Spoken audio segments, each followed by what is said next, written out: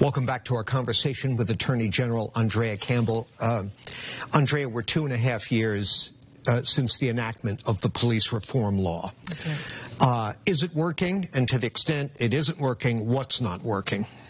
Well, I first want to give credit where credit's due, right? That's coming out of George Floyd. We just celebrated in many ways or memorialized the 3-year anniversary of his murder. And the legislature did significant work to pass significant reform in this space. We now have the Post Commission. I have met with leadership at the Post Commission, which really is focusing on not just training, but individual officer conduct. Where there is misconduct, they will step up and do what's necessary.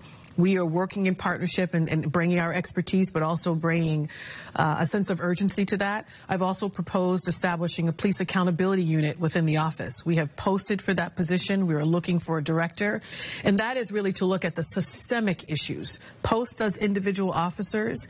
We have the authority under that reform law to do pattern and practices investigations. I have some attorneys working on some of these matters, but to do it really well, you need a unit, you need a director, you need a team.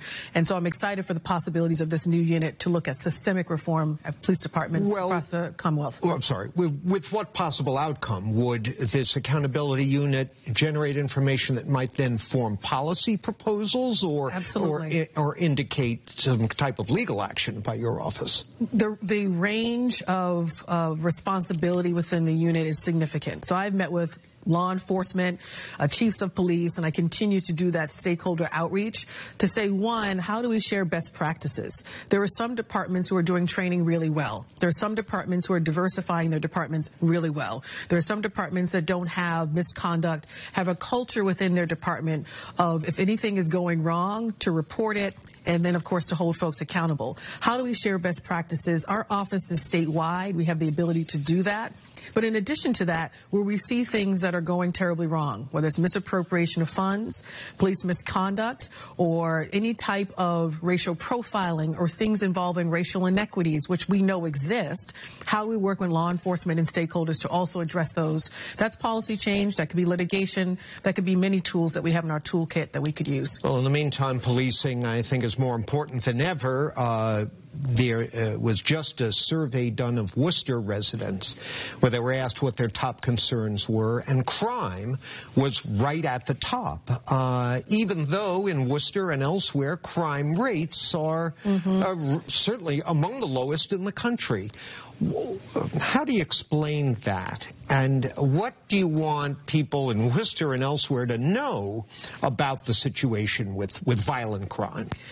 One is, I live in Mattapan in Boston, and we still have, of course, incidents of violence in Boston as in other communities as well, that regardless of whether the rates are up or down, people don't care. If there is one incident of violence in their community, they are very concerned. We want to take that on. So the other piece that we're proposing is a gun violence prevention unit. They go hand in hand. Both of these positions are posted.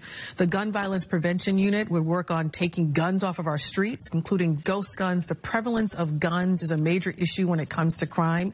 Our office is at the forefront of addressing these issues. In addition to that, how do we support and invest in community-based organizations that are breaking cycles of violence? There are a whole host of organizations doing that need investment. We can support that.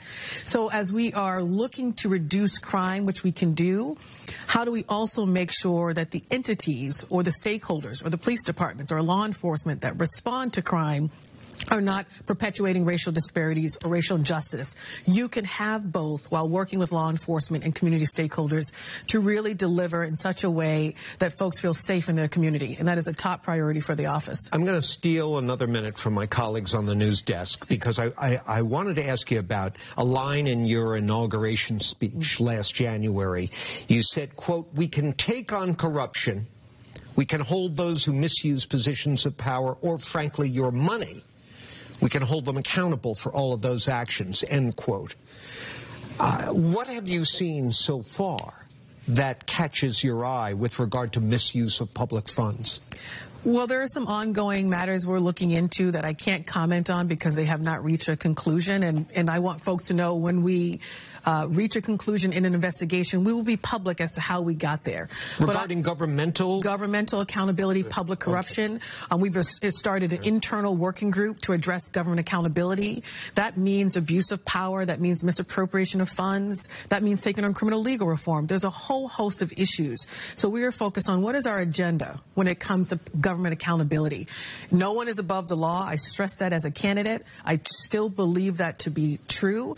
People want accountability. They care about safety, but they also care about public corruption. So we're going to work really hard on all of these issues. It's a tall order, but I'm up for the challenge, and I have the best team, let me tell you, the best team to work with to get things done. We'll look forward to seeing what you come up with. Thank you very much for joining us. You. Please come back again soon. Absolutely. Thank you. Attorney General Andrea Campbell. That's all our time for this morning and more. Sorry about that.